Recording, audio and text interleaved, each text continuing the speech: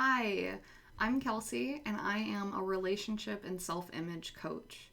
The topic of today's video is going to be when someone doesn't choose you. There are a lot of situations in which we may feel like someone did not choose us. Maybe you get passed up for a job, or maybe you have the experience of a parent leaving when you're really young. I think that everything we'll talk about in this video can be used in lots of different situations, but the focus is going to be on romantic relationships. When someone breaks off a relationship, or in a situation where you get rejected by someone that you really like. So keep in mind that we can apply this to lots of situations, but that's where our focus is going to be today. We can make rejection, even of the smallest variety, mean so much about ourselves. So when it's this position of vulnerability where we're opening up ourselves and we're saying, I like you, or I love you, and I want to be with you, it's a little scary. And so when we're not met with the same feelings, we jump to making it mean so much about ourselves. We'll make it mean that we don't have the right body. We'll make it mean that our personality is too strong. We'll make it mean that we're not worth it.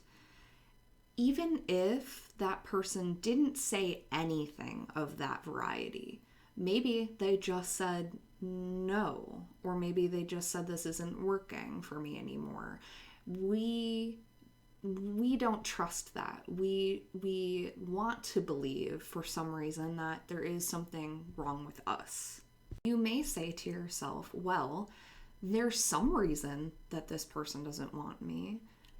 And ask yourself, well, what is it? And your brain is going to want to answer that question for you. That's how it's designed. So if you ask yourself, why doesn't this person want me? You're immediately going to think about all of the things that you don't really like about you, or that you worry people don't like about you.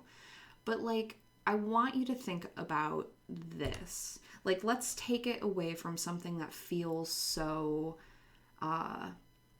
vulnerable and close to us and make it a little more neutral.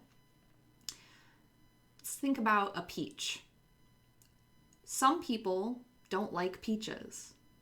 But that doesn't mean there's anything wrong with the peach.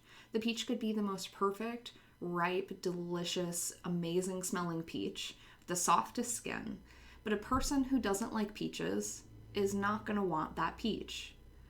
Does that mean that suddenly that peach has no value? And if I do choose the peach and I do want it, does the worth of the peach then rise? I don't think so. I think the worth of the peach, whether I want the peach or not, stays the same, because the worth of the peach is non-negotiable.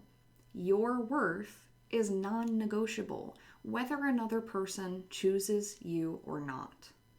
But if we don't understand that our worth is always 100% and that it is non-negotiable, then we might make up a story about our rejection. We might make that rejection mean no one could love us, or we might make it mean that everyone we have feelings for will ultimately reject us. And when we do this, we build up walls against vulnerability. We will look for validation outside of ourselves continually over and over again. And even when someone does give us that validation, we still won't feel it. Not long term anyway. It's not sustainable. And why isn't it sustainable?